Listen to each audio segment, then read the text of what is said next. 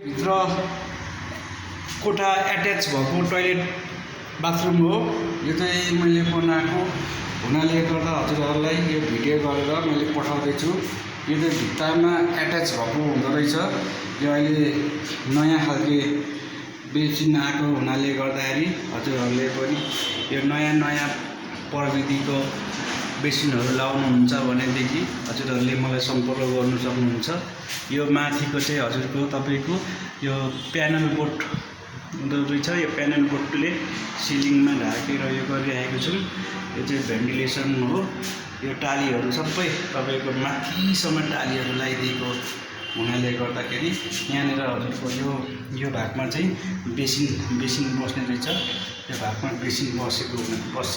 त्यही भएर यस्तो यो धारा बेसिन कमोड एकै ठाउँ भएको। तपाईहरुले पनि गर्नुहुन्छ भनेदेखि सम्पर्क गर्नुहोला।